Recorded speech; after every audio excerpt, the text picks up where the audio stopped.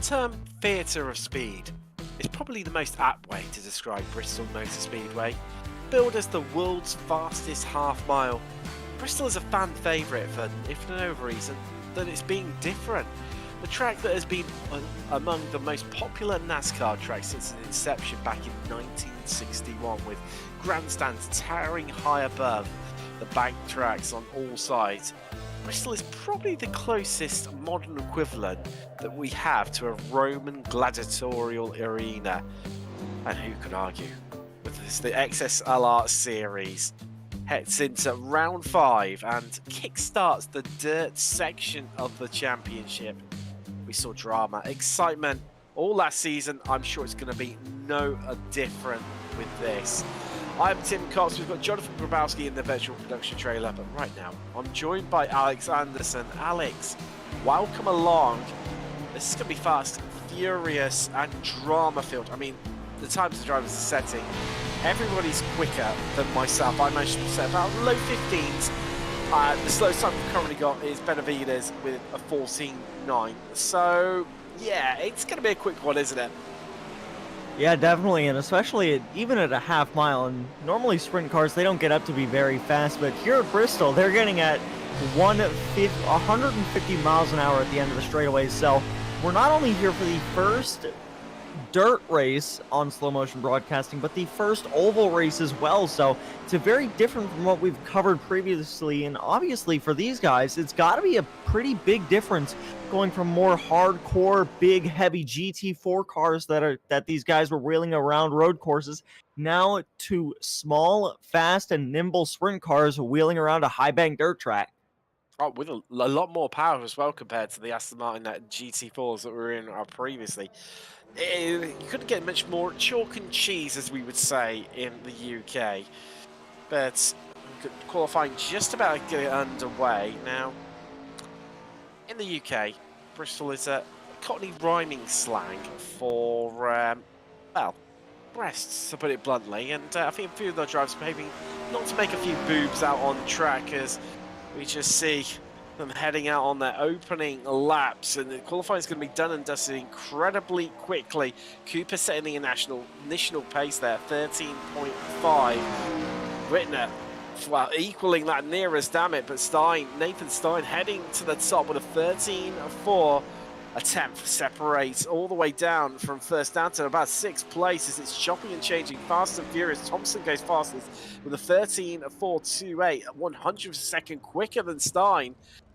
And that is a lot of our drivers already done and dusted. Howard's on a fast lap as well. He's currently in 8th place. See if he can improve and head up through the timing sheets.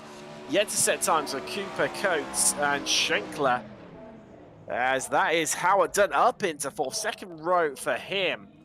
As we've got Schenkler heading up into 11th. Not as good as what we saw him during the road section. Down to 12th now, because Coates is up into 11th as Cooper goes up into 7th. He's still got another lap though. Likewise as Tyler Coates, to see if they can move up. This is Cooper just coming around turn 4 as he heads across the line. Is it going to be an improvement from him? Previous best of 13.54. Well, there we go. 13.48 up into 5th. That's qualifying. Done and dusted. And if you're new to dirt ovals, well, this is what it is like. And we've got a brilliant format lined up for you. Heat racing, culminating in a grand final lasting 45 up to 45 minutes, 30 laps. It was absolute jewel in the crown, this section for me last time, Alex. It was just fast, furious, brilliant fun, full of laughs, and I can't wait for this to begin.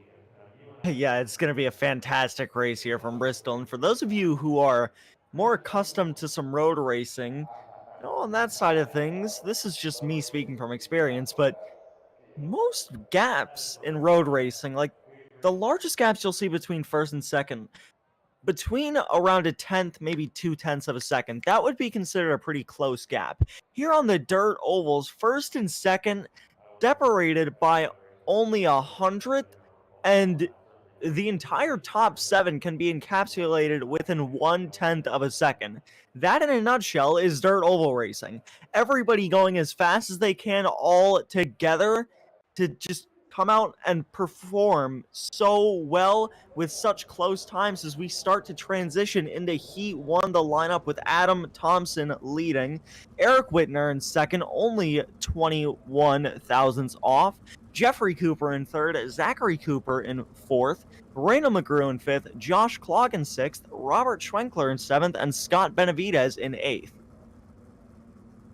I'm going to line up behind the pace truck, and we will be heading off very shortly. Just waiting for the last driver. You see the gap on the grid. There is, we've got 8 cars lined up for our first heat of the evening. We have the top 4 automatically heading straight across into the grand final. Who's it going to be? Well, we won't have long to find out at all. 8 laps is all that we've got. Are they going to be over and done with in an absolute blink of an eye? We've seen sub 15-second laps from absolutely everyone. As the truck heads off, we get ready. The anticipation builds for our drivers. Who will take the first victory here today at Bristol? Wow, Thompson on pole. Can he hold on to it? Will he get the whole shot into turn 1? As we're under the lights here. Currently 20 past 8 local time in Bristol in sim. So they round into turn 3. Whitner alongside him. Will he be able to get the jump on Thompson? I'm going to see someone like either the Coopers, Zachary or Jeffrey, on the second row, launching it past the pair of them in front. Well, it remains to be seen as they head around their second lap, and then we will be going green, green, green for the first race of the evening, because we've not got a lot left at all. And quick mention to one of our sponsors for this evening, Nexus Fab. Nexus Fabrication specialise in metal fabrication and manufacturing for commercial, residential and custom projects, as well as signage, furniture and metal repair work. You find out more about them by heading across to nexusfab.com. Make sure to track them out, and thank you very kindly for them for sponsoring this series, as they have done for numerous seasons now. The pace truck's going to be pulling in. There it goes. And let's get ready to go racing for the first time at Bristol. And the top 2 absolutely sent it. Again, both the Coopers both napping. And McGrew's up into third already. It's getting a bit loose in the background there. That was Jeffrey Cooper. He's lost the place to Schenkler, who's already up 3 places. Zachary Cooper, he's down 3 into 7th. Last but 1. As he's banging out with Glog, but Thompson leading the way here. We're already on to lap 2 as there's banging wheels in the background there, Alex. Yeah, already an intense start to this race, is everybody getting really squirrely with how powerful these cars are on a dirt surface. Eric Whitner, however, is not falling off of our leaders still. Only between, that's actually, that's a massive crash in the back. That looks like it was between Josh Clogg, who flipped into the pit lane, and one of the Coopers, I think. That might have, yeah, that was Jeffrey, and now the leaders are going side by side. Here's Eric Whitner trying to make a pass on Adam Thompson. He has the speed, we saw it in practice. Now Eric Whitner just has to execute, but he's only going to have 3 laps to do it when they come back around to the start-finish line. Adam leads to collect lap 5. So they start lap 6 here through 1 and 2 already. It's just these laps are so fast here. Eric Whitner might not have the time to get around Adam Thompson.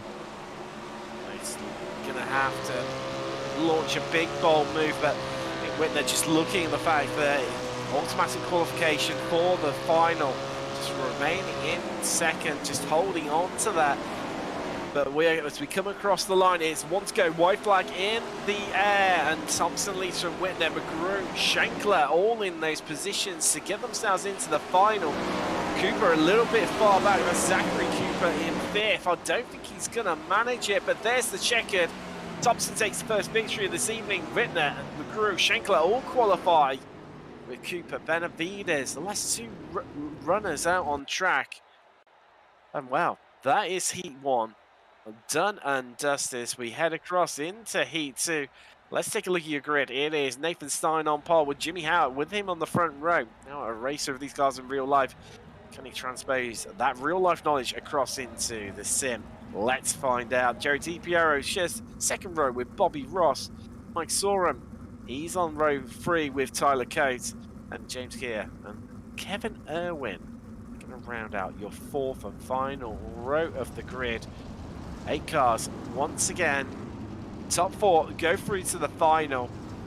Of course, the last 4 from the previous race and this race will go across into the consolation final, where from there we will have one driver promoted to the grand final. Still plenty of racing. Again, 8 laps to go. Alex, are we going to see another big incident potentially, do you think? Or do you think this one's going to go a bit cleaner?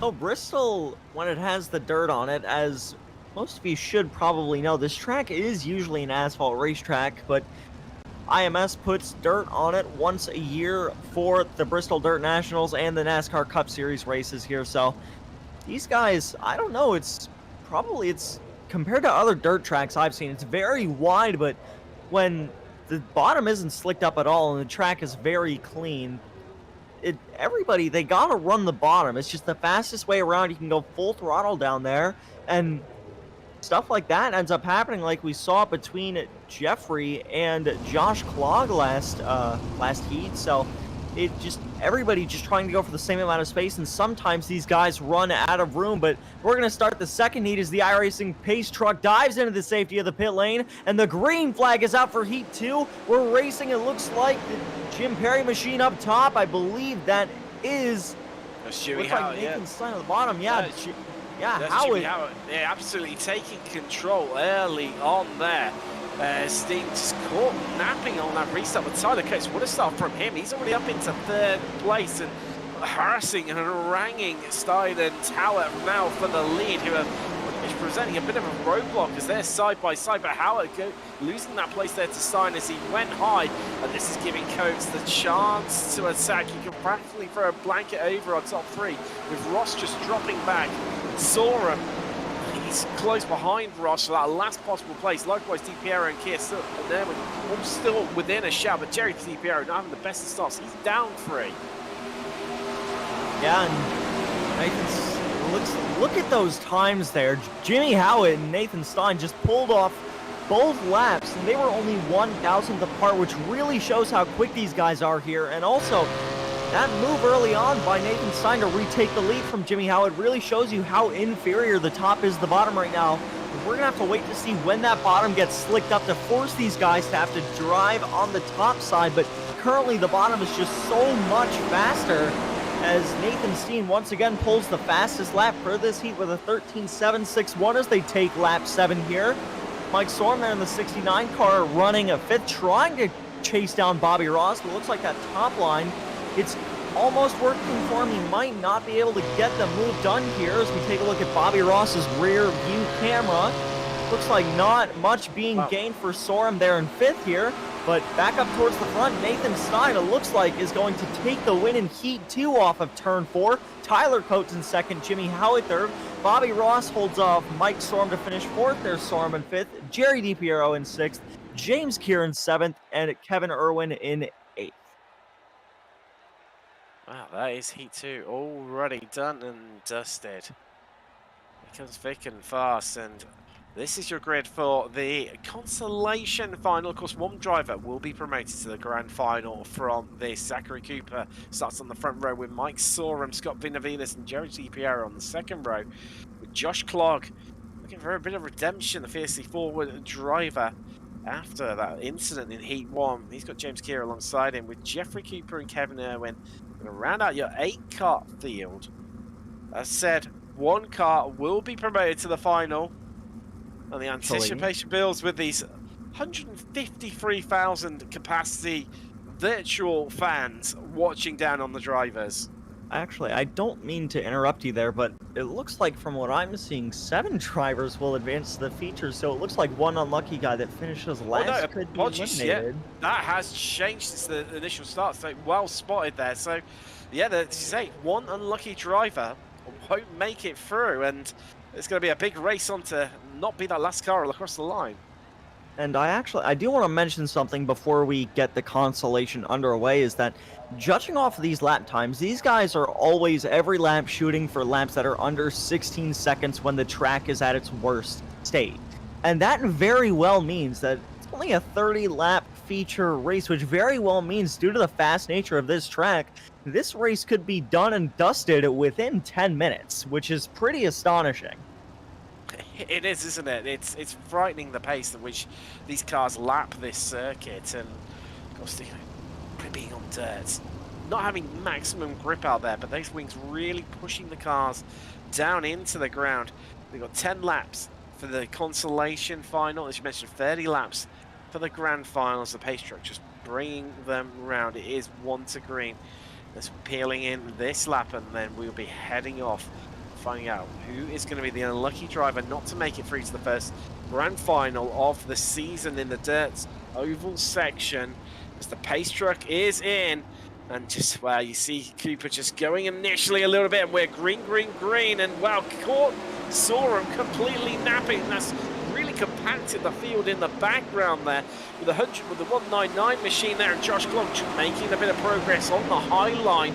But it's all about that fight at the rear between Cooper and Jeffrey Cooper. Oh no, and there's been a big incident. That's Benavides, and that is Jeffrey Cooper once again. Oh, that's gonna send Cooper upside down and into the pit lane after he made contact with the inside wall. As Zachary Cooper, his brother, leads the field at the moment on lap 3, and that's a very big incident between those two cars back there.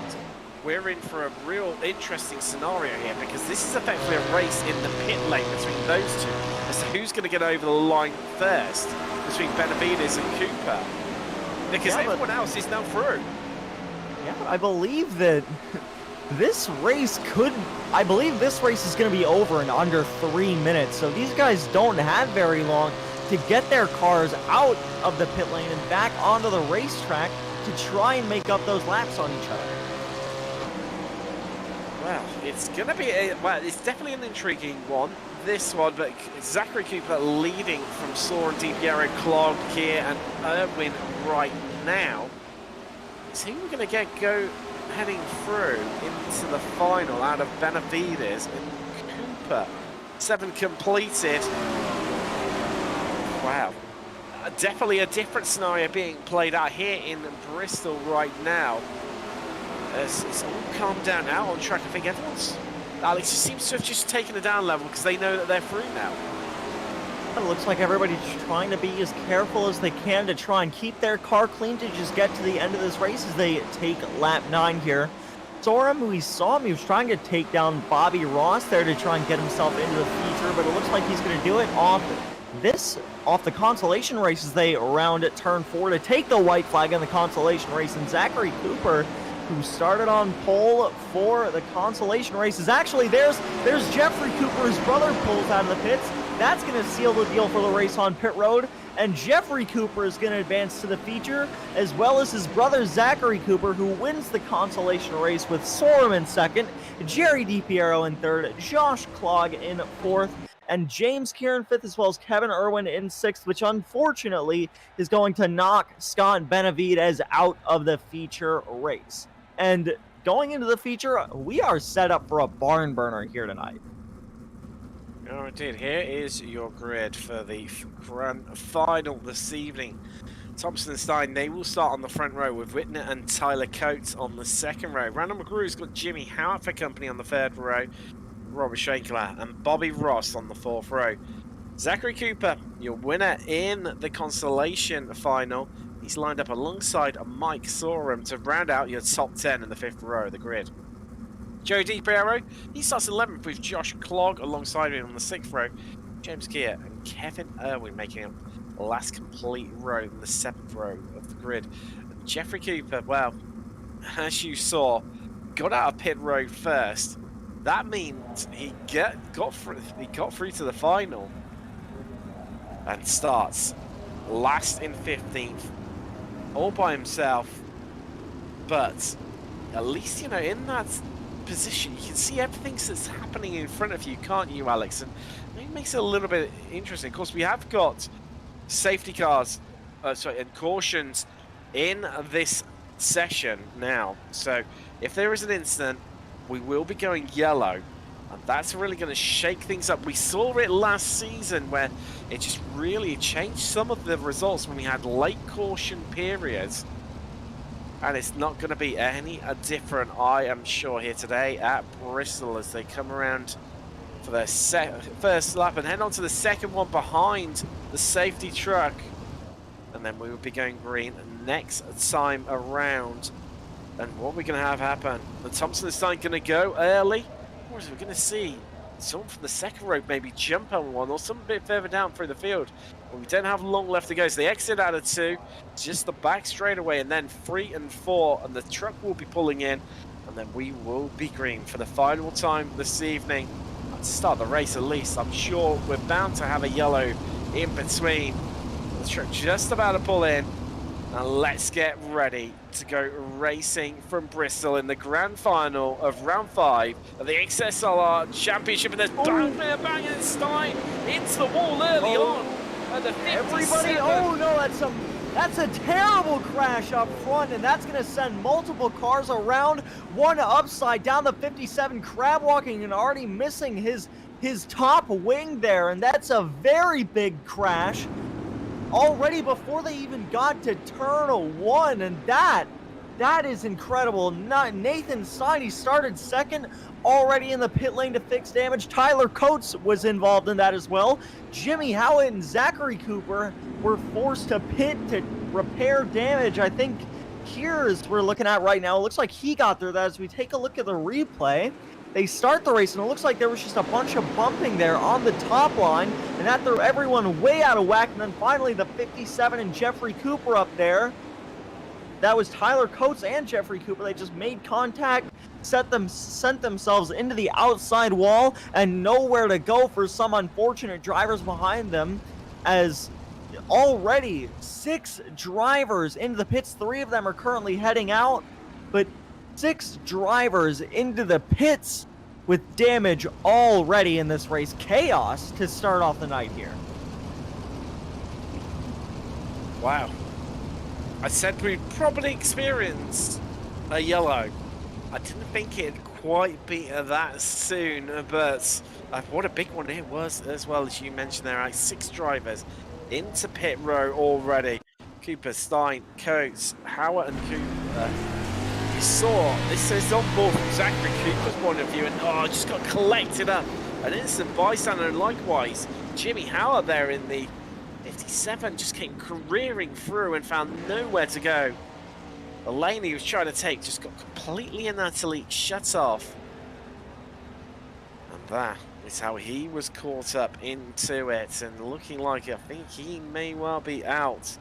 And likewise with Benavides, obviously gone previously as well. He's gone, so drama already here. And we've still got another 3 rounds left to go, Alex. Yeah, and that's a much narrower and I would say more difficult to drive at shorter tracks than what we are racing on here tonight, which is really going to be incredible for these guys. I mean, with how small some dirt tracks can get, some of them only getting around to not even be a 1/5 of a mile long. So, I mean, I know those kind of tracks aren't on iRacing, but the ones we are going to test the way these guys can race against each other, as we have taken the 1 to green signal. As the pace truck rounds, I believe that is turns 3 and 4. It could be 1 and 2. I'm honestly not quite sure. They are pretty identical, but yep, this pace truck dives into pit lane, and we're going to get back racing here as Adam Thompson quickly to the throttle, but Whitner has his nose out front when they get to turn number 1.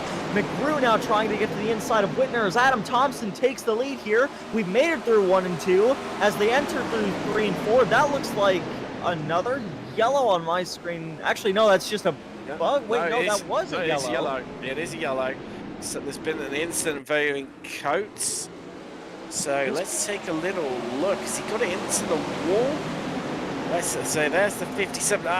Collects the 93. I want to take a look at the 93s on board there, because I think what he may have done there could be a result of the track state.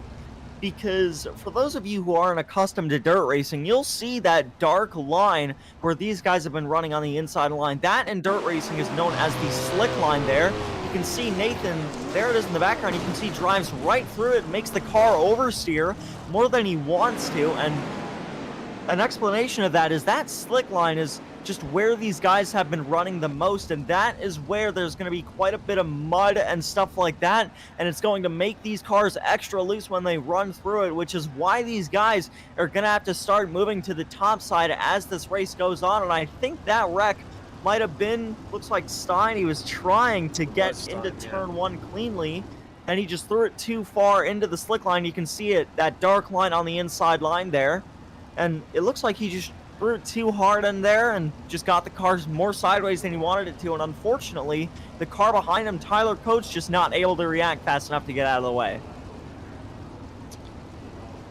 He wasn't. And our second green, or sorry, yellow of the evening. About to go green for the third time. Very shortly as the driver's going to get the want to green message. They come past the big screen here at Bristol. And then the pace truck will be pulling in. We make it around again. We're going to see another yellow incredibly quickly. We've yet to complete a full lap, really, here at Bristol. Let's find out as we come round past the start-finish line. They see the flag in the air still. And actually, I want to say Adam Thompson, it looked to me, was in front there going down the backstretch there, but it looked like Whitner was able to get in front of him before the yellow came out. So that's going to set Whitner on pole for this restart, which means Adam Thompson, he's going to have some work to do if he wants to try and gain that back. It certainly is, isn't it? It's going to be a real challenge for him, but he only can overcome it. Not long to find out because the truck will be in. This time around, we'll be going green again or once more.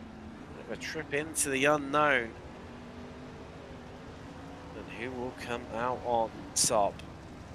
What sort of start? There you go, the lights are out. Actually, definitely in. Real quick, I do want to mention that the timing tower looking like making everybody seem a lap down. That is just because, true to form for dirt racing, caution laps will not count. So just to polish that up for anybody who wasn't sure.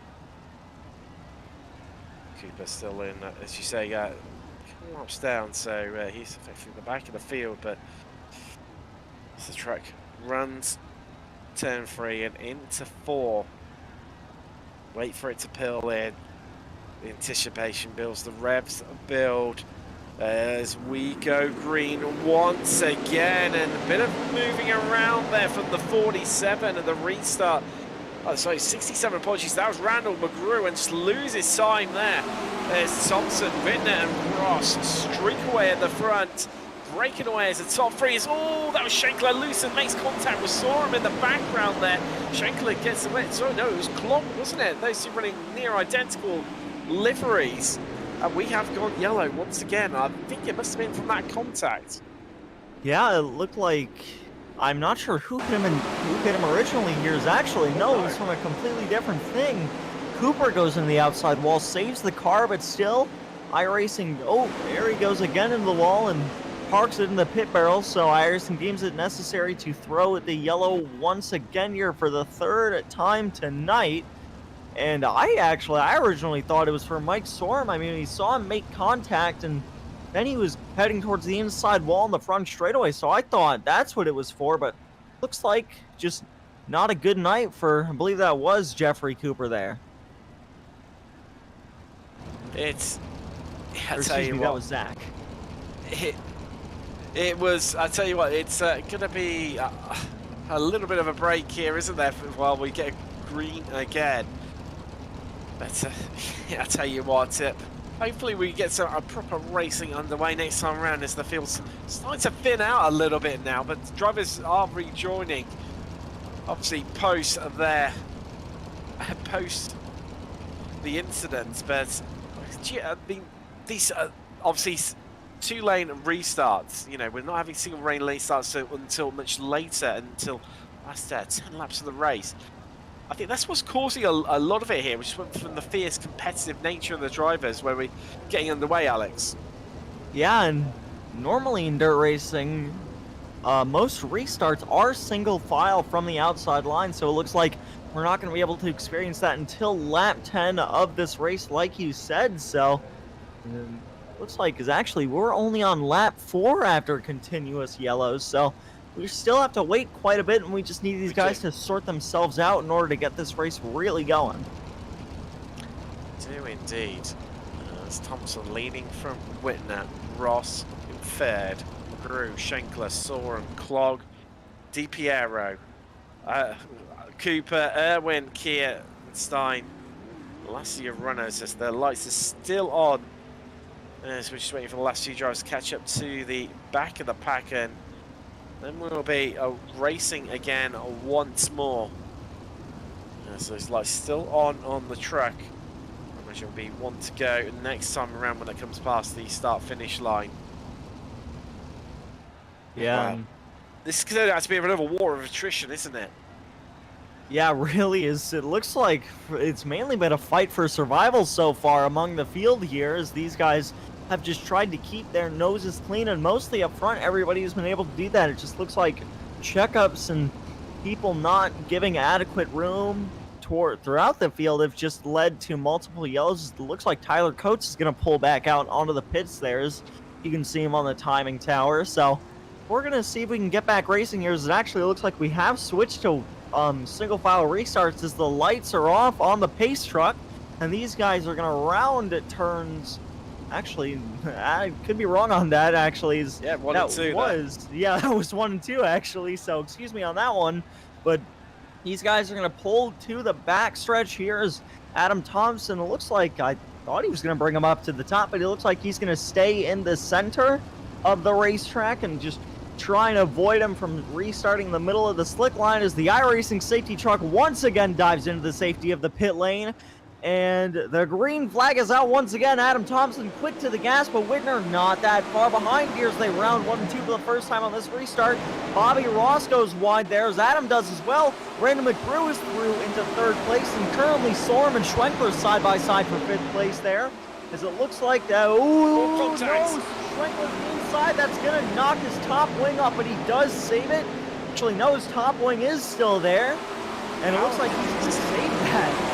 I'm not sure how he managed to. Oh, well, yeah, it was an amazing save from Schenkler as nearly a bit of contact there with a 29 of Jeffrey Cooper, who's, I'd tell you what, rejuvenated after this restart, coming back through the field as it's close in this midfield battle right now between Erwin, Schenkler, Kier, and Stein. Well, pretty much nose to tail between them. I think Stein might have hit the wall there as he started falling down the order pretty quickly there as we see him back there, so actually he is okay for the most part. But currently side by side for 4th, actually no, that is 4th between Mike Sorum and Bobby Ross. As you can see, Sorum oversteering just a little bit in that slick line, just too much rotation in that car. So you see Randall McGrew driving straight through it in front of them, really close. That's going to send Bobby Ross into the wall on the front stretch. I accidentally called him Bobby Wall there, but Bobby Ross in the wall on the front stretch as a result of racing Mike Sorum here. So these guys they have to be so aggressive in these cars to try and maintain positions here. Just try and take away each other's lanes and race as hard as possible, and that's exactly what you're seeing right now. Yes, Sorum trying to find some speed on that higher line and slingshots his way past the 33 down low of Bobby Ross. Cements that move as Ross heads back high, looking to try and use the banking to gain a bit of speed as he heads back down it again. But I tell you what, Sorum is the man on the move, because he just instantly dispatches of McGrew there in the 67, and Sorum is on absolute fire right now. He's got some work cut out though. It is 1.9 seconds up to Whitner and Thompson right now, who are pulling away. All it will take is one more yellow, and their gap will diminish into nothing. As Clog under a bit of pressure here from DiPiero, who's having a good race. He's already up 6 places as well. And I tell you what, all these restarts have really shaken things up here. It's like taking, kind of cold soda and shaking it and then suddenly pulling the ring pull off it and letting it go everywhere. Yeah, and looks like Eric Whitner was closing the gap just a bit to Adam Thompson. We see James Keir there struggling in the slick line. Robert Schwenkler right behind him, and that looks like it allowed Kevin Irwin to get around him on the high side. And just you can see how much these guys are struggling in this slick line to control their race cars, especially with how high-powered these 410 dirt sprint cars are. So it really is not an easy task out there for some of these guys, and that's why it's always so impressive when you see somebody like Mike Sorum controlling that bottom and driving straight through the slick line, not letting it affect him. But obviously, as it looks like to James Kears, they go 3 wide back there. Ooh, looks like actually that's where the slick line affects cars, and that's Tyler Coates involved as well. And that's how the slick line affects these race cars. Look like Robert Schwenkler there threw it into I believe that was 1 and 2 way too hard, and it looks like just not able to control it, and the slick line sends it right around him as he had a car right behind him. Very unfortunate for him as Tyler Coates as well just plows straight in there, nowhere to go for that 57 machine. He really had nowhere to go, did he? And the trouble with these cars, once you're on one line, it's so hard to change it and move it around. As we go yellow again. It's cautions do precautions, but lap 19 out of 30. And during this yellow period, let's have a bit of mention to another one of our sponsors for this series, the Chetarenic Chrysocolitis Foundation. The Chrysocolitis Foundation is a non-profit, volunteer-fueled organisation dedicated to finding cures for Crohn's disease and ulcerative colitis, and improving the quality of life of children and adults affected by these diseases. You can find out more about them by heading across to crohn'scolitisfoundation.org. Fantastic charity it is. Make sure you go head across, check them out, give them lots of love and support. They thoroughly deserve it. But wow, that was a drama-filled green period, wasn't it, Alex? Yeah, it looks like it was around a 16-lap green flag run there, and already just looking at how much that slick line has changed, I know I mentioned it quite a bit, but look at how much bigger it is. When we went green that last time there, it was maybe a lane, maybe a car width wide, maybe a little bit less. Now it's almost the entire track, save for that outside line where you see that cushion, which is all that dark piles of dirt up on the top side. So the slick line, it's really all over the track save for the cushion up there, which means these guys have to drive, if they want a clean racetrack to have a chance at not losing control of their race car, they have to drive all the way against the wall, which is really going to be a tall order for some of these guys, especially for the people that know how to run that inside lane, trying to get around the people that are having to run on the top. There's the top guys, or the guys that are running on the top lane, they're going to be able to get that run off the corner, but the guys that are running the inside, like Sorum was, you could see him just driving straight through the slick line during that last green flag period. He was just driving straight through it, able to make up time running the shorter way around the racetrack. But up towards the front, Adam Thompson there was running higher up the racetrack in search of grip. So these guys, they're running all over the place on this track right now. They are left, right, middle, everything in between. So let's see if the lights go out. Well, yes, they do. So it is 1 to green. Once again, what are we going to have happen under this green period? How long will it last? Can someone displace Thompson from the top of the standings? Whitner's been close all the way as just heading through goes. That was Zachary Cooper, I think, there. We're going to have a single file restart from this point onwards for the remainder of the race. That's surely going to help things. As cautions do precautions, but the pace truck is in. And let's get ready to go racing once again. Sorum has looked handy. That gap has closed right down as Thompson goes early. As Sorum caught napping and all, just taps the 67 there. Then Randall McGrew at the restart, and he's lost a whole chunk of time. We are still green though. He's managed to keep on doing McGrew, but he's lost a lot of places. As Sorum is in full attack mode onto the back of Bittner and Thompson right now, and there is McGrew battling out with a 29 of Jeffrey Cooper, who's rejuvenated after these last couple of restarts, picking his way through the field. Sees his places McGrew and the 69 there of Sorum.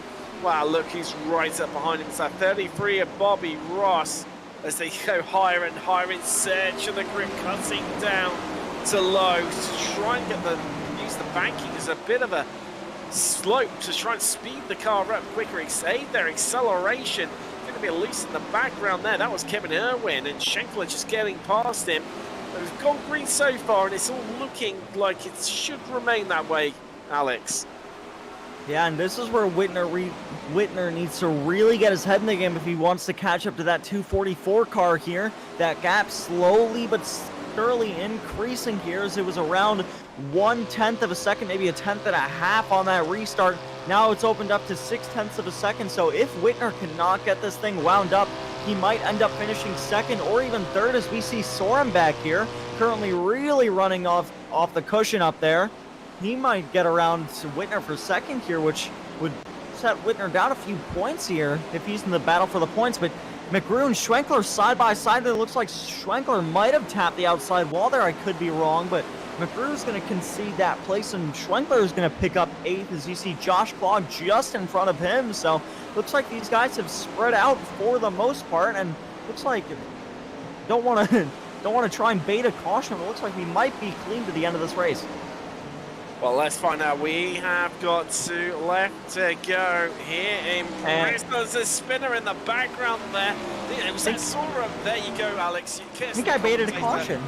Alive and well, and gutting for Sorum, who was on for a strong result, at least on the podium, but he was threatening Whitner and Thompson. That is now done and dusted. As we see the replay of Sorum in that 69 machine. I think he just lost it all, but no, it was a spin. One of the back markers there. The 57 that was, I believe. That was Tyler Coates. Sorry, yes, it was, wasn't it? Yeah, and that's just absolutely gutting for Mike Sorum. Is what's really going to put him out of this race is if you take a look at that right front toe. Oh, actually, it looks like Adam was trying to get around the outside, and the 57 and the 244 banged wheels, and that sent the 57 down the racetrack. And what's going to really send Mike Sorum out of this race is if you can see his car right there. That right front tire is bent towards the inside of the car, which is really going to mess up the handling of that race car. And that's just so unfortunate for Mike Sorum. He was having such a great day cutting through the field, really was in contention for the win, and just an unfortunate end to his shot at a win, I would think. So we still have one final restart here, and looks like Adam Thompson got away from that pretty scot-free in terms of damage, but that's gotta just really increase the heart rate for that 244 car, as we're going to restart this race with 2 laps remaining, and that's gonna really set things in gear for a chaotic finish, I would say. You're not wrong there, Alex. You're certainly not wrong. 2 flying laps to try and make up some places. 2 laps to move up through the standings. It's all or nothing for so many of our drivers.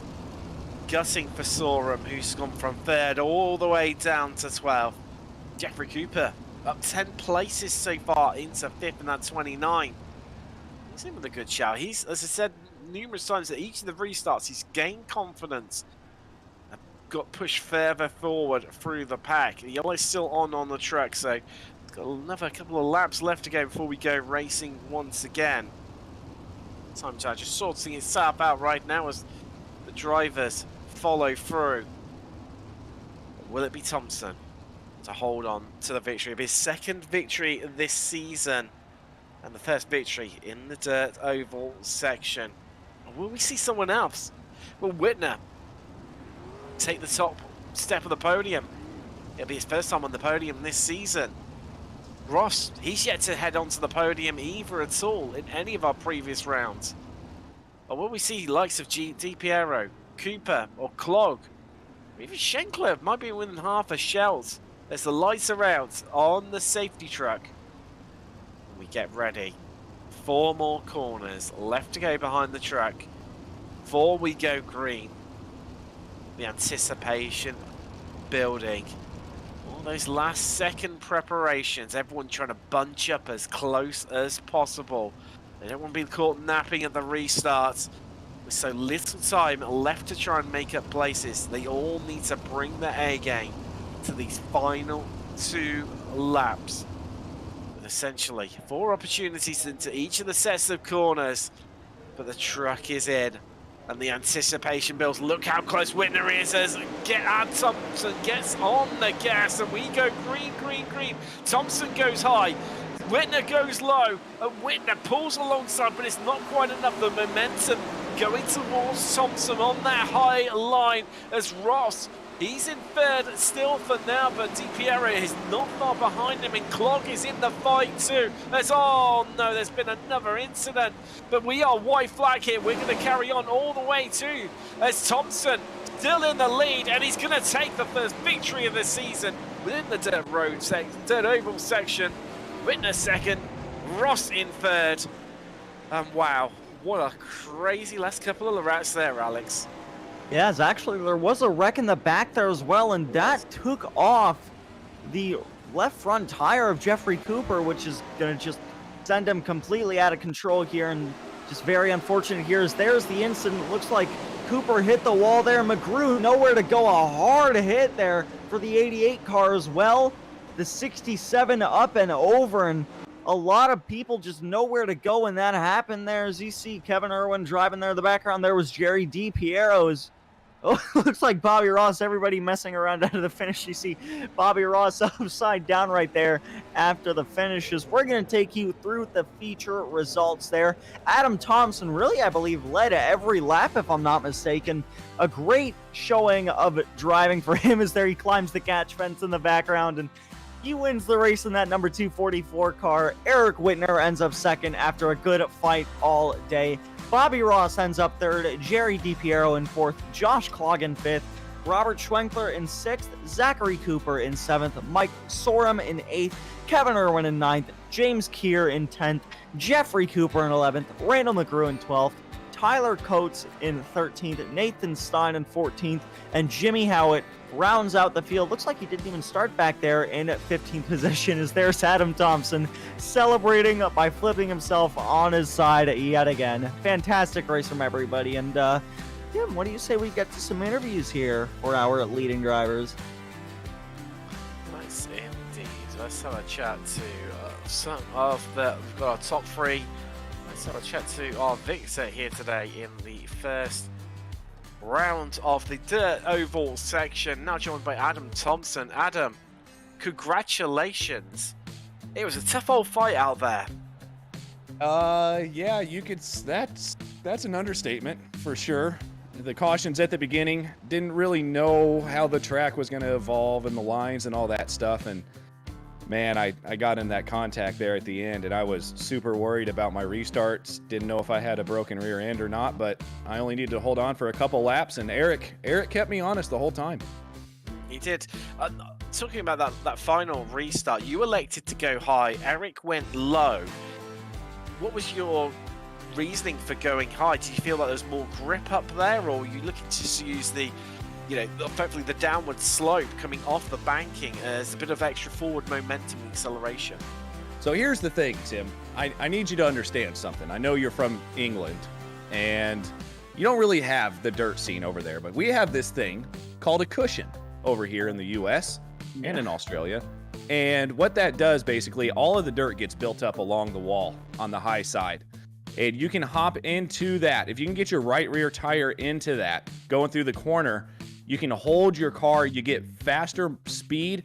Somebody down on the inside, say Eric, who tried to didn't send it, who tried to take the pass on the inside, it gets slick down there, the track's flatter. If you're up in that cushion, you've got a faster entry speed, middle corner speed, even though Eric may have been beside me, and exit speed.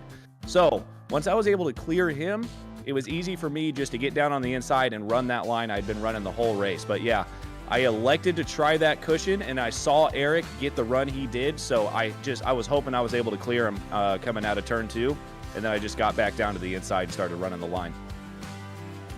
And it worked out an absolute treat for you. Before we let you go, Adam, anyone you want to give a shout out to at all? Well, of course, you guys, Alex, Tim, Jonathan, thank you so much for doing this, y'all. And oh man, I am into that dirt oval scene. I just said y'all. But yeah, thank you guys for doing all this, and you know, all the drivers in the league. We picked up a few this evening, or yesterday evening actually. So really cool to see more than 11 drivers on the circuit tonight. So yeah, it's been a blast, and yeah, can't wait to keep it going. Oh my goodness, I forgot. I would assume that my future in-laws are watching this. Mike and Teresa, my fiance Sarah is watching it in the living room. Thank you so much, babe. And I forgot to shout this out last week. I don't know if you guys got a picture, but my dog, Lewis, is on every one of my cars. Yep, saw him on the side of it this week. Yeah, so absolutely want to thank Lewis for being a dog. For being a dog. Yeah, and then my aunt and uncle and everybody watching, my friends, everybody. Thank you guys so much for watching, and hope you guys enjoyed it. And actually, real quick, I do actually have one more question for you. Don't mean to interrupt you, Tim, but I want to question you about your restarts, because it might just be me speaking from personal experience, but most dirt restarts I've seen, everybody lines up single file right up against the wall, then you back away from the pace car and you gun it right in the middle of the corner and come down the racetrack. Why were you doing it differently, if I can ask that? So this is a league rule that we have. We've noticed something called accordioning. I don't know. Basically, what happens is all of the cars, when that happens, if you're backing off the pace car as the leader, it starts to back the whole rest of the field up, and everybody gets really close together. So, in the league rules, we have it set to follow pace car speed and go on green. You cannot deviate from that speed more than 3 miles an hour up or down. Pace car speed was 40 this week, so 43 or 37. And you've just got to make sure to hold that pace car speed until the green flag drops. It tends to keep incidents down, and I know doesn't look like it after tonight, but I promise you it does keep the incidents down compared to trying to go on leader. If guys further back, cars further back, try to go when they think somebody else jumps, it just causes a massive pileup. Well, I do appreciate you clearing that up for me, as I will now hand it back to Tim. Right. Absolute pleasure. That's Adam Thompson with the first victory of the Dirt Oval section of the championship, and the second championship victory, race victory in the championship so far this season. Now, let's have a little chat to another one of our drivers. Alex, who have you managed to rustle up to have a chat with? Well, here's I take a look. Let's see if we can pull in the man who finished second to Adam Thompson, that being Eric Whitner. He had a fantastic battle with Adam all race, and you end up getting second at the end of the day. Still something to be really proud of for yourself. And just, what was it like out there?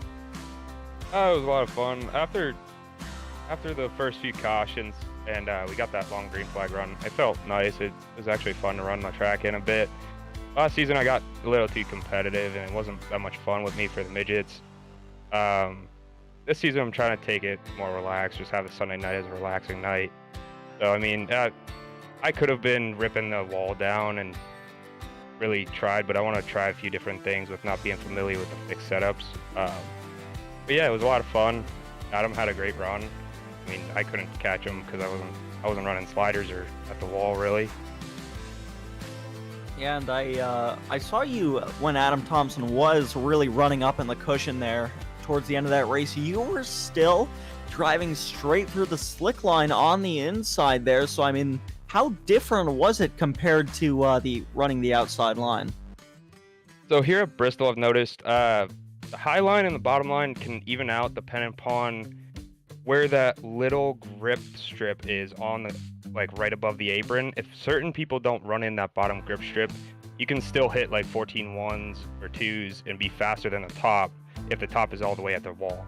In this case, I ran that for a few laps in on that green flag run, and I was catching them, but on exit it was starting to go away. So I mean, I was half throttle middle of corner and still running it, and in all honesty, I should have been running top 1 and 2, slider 3 and 4, or top the whole time after that went away. You still did a very good job for yourself there. Anybody you want to give a shout out to just for supporters and stuff like that? Yeah, shout out to the guys over at JRB. Without them, I wouldn't have really gotten better at dirt, and really made my main discipline on iRacing. It's a lot of fun hanging with those guys, and that's pretty much it. All right, well, I do believe that is all I have for you tonight. Unless Tim has something for you, I will send you back. Unless Tim? No, well, just congratulations Eric, on a cracking result, really, for the opening round. Great to see from yourself. Thanks. All right, well, that was Eric Whitner, ladies and gentlemen. I will drag him back. And Tim, you want to pull in our last interview of the night? Wow. Third place for Bobby Ross. Now, you were asking during the Discord earlier on today, could you have a victory? Because it's a rather special day for you. I understand you're 21 again for I don't know how many years running. Congratulations on your birthday and also podium finish. Yeah, thank you guys. Yeah, what a way to celebrate your birthday with getting a podium and your first race back for XSLR since the end of last season. Very happy. I tried keeping it clean majority of the race. A little hectic towards the end, but hey, I made it through and I got a podium, and I'm very happy with that.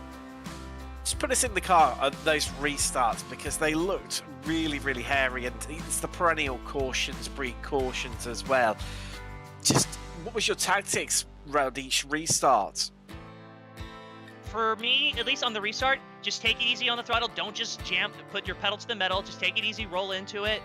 And for the beginning of the race, I was starting on the inside, and I made sure to really take it easy and not just, floor, because I'm afraid I'm going to slide up.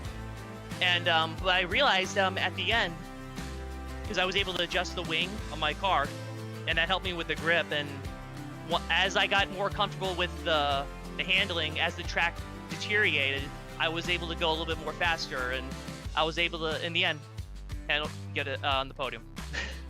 But I mean, it wasn't just third place. Especially after the last restart, you're really, really pushing hard, and it could have even finished higher. Did you feel like there was potentially a chance of getting past Eric and Adam, or did you feel like it was probably going to be third place that you then ultimately have to settle for? I think realistically, probably third place and probably fourth place, because I saw what happened with Mike Sorum, and that was just bad luck there. So I think maybe at the last restart, I did have an opportunity to possibly get second on Eric, but I thought better of it. Let's just focus on a good race. Let's not ruin the race for anyone else. So in the end, I played it cool, played it smart. And like I said, I'm happy with the third place, though. But I do believe maybe in the end, I could have maybe possibly gotten second if I pushed a little bit harder. Even so, congratulations on the third place. Before we let go, anyone you want to give a shout out to at all, Bobby? Oh, for sure. Shout out to Adam and everyone that helps run Ricer Racing. These guys do an amazing job with the series. And also a huge shout out to my team, Ricer Racing. And a special shout out to my two teammates, Andrew Perez and Pedro. They recently raced in Orlando for a karting event, and they both finished first and third place, respectively. So huge shout out to the Ricer Racing team. Oh, that's a cracking result for Ricer Racing there. Double podium. Couldn't ask for much more than that. And then a podium in the virtual racing world as well. Well, that's Bobby Ross, finished third today, and on his birthday as well, to boot. Congratulations. Let's go. He's 21 again. Congrats. Thank you guys so much, and a huge shout out to you guys. You guys do a fantastic job with the broadcasting. Absolute pleasure, and it's great racing on like this. And that was Bobby Ross. But well, as we round things out here, let's take a little look forward to the week of what's coming up here on the channel. Well, it's another action-packed week once again. We have got the XTC Cup on Monday night at 9 p.m. Eastern. It's GT3s and GT4s from Interlagos. Then on Tuesday evening, there'll be another of the Brits back in the commentary booth. My good friend Seb Bosher Williams. He'll be lining up for the on Tuesday night GT3s LMP2s from Daytona in the wrong stuff a league. And then on Tuesday evening, double broadcast starting just at 10 past the hour, so slightly later. It's AMS from Mountain Panorama. Spec 5 there on Thursday night at 9:15 Eastern from Sebring, before we return in a week's time for XSLR. But wow, what an absolute incredible race it has been. Thompson picking up his second victory in the season, first victory for the oval section. Eric Whitner returned to the podium from him on his return to the championship, and likewise with Bobby Ross on his birthday as well. Didn't ask for much more on that. But we knew there'd be excitement, we knew there'd be drama, it'd be fast, furious, and it didn't fail to deliver, did it, in one little bit. I've been Tim Cox with Alex Andersen and Jonathan Grabowski, and we'll see you in a week's time when XSLR returns from Knoxville even.